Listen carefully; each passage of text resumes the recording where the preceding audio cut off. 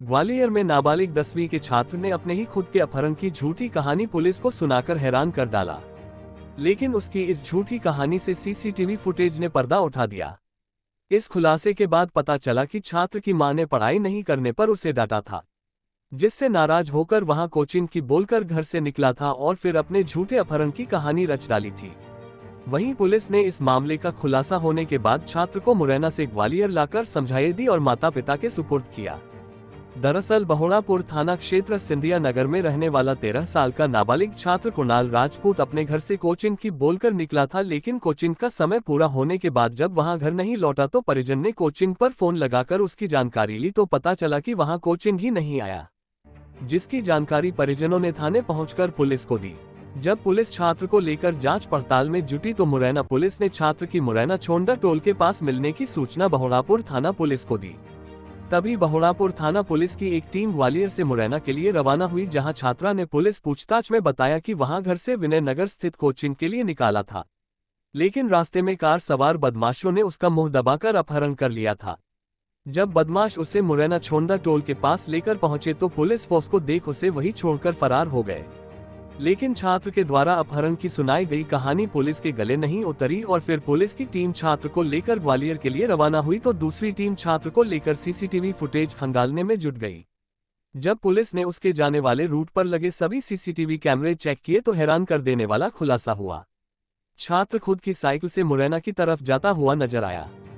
जब पुलिस और परिजन छात्र को ग्वालियर बहोड़ापुर थाने लेकर पहुंचे तो पुलिस ने छात्र से बातचीत की तो उसने वही कहानी फिर से पुलिस को सुनाई।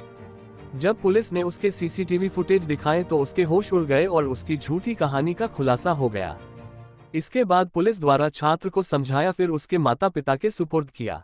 एक नाबालिग छात्र था, उसकी सूचना मिली थी कि ऐसे ऐसे करके वो मुरैना टोल पर पहुंच गया है। हम लोगों ने उसकी घर पर पूछताछ की, उसकी माँ से पूछताछ की तो माँ ने बताया कि मैंने उसको डांट दिया था, पढ़ाई कम कर रहा था इसलिए मैंने डांट दिया था। इसके बाद में हम लोगों ने उसके पूरे फुटेज देखे। फुटेज के आधार पर वो साइकिल चलाते हुए और निरावली तक देखा गया है। तो बच्चा ऐसा लग रहा है नाराज़ होकर घर से चला गया है। किडनैपिंग जैसी कोई भी घटना उसके साथ नहीं। आने के बाद भी बच्चे ने कोई नई कहानी नहीं सुनाई, कोई नई कहानी नहीं सुनाई उसने।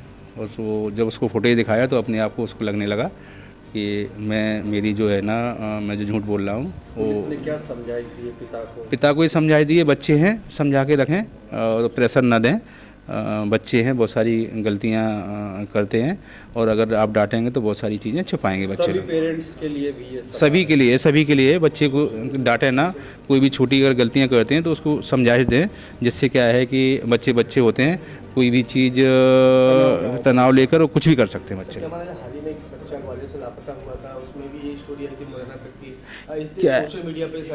क्या है अब क्या है कि बच्चे के क्या है, अब 10th के एग्ज़ाम स्टार्ट हो गए हैं।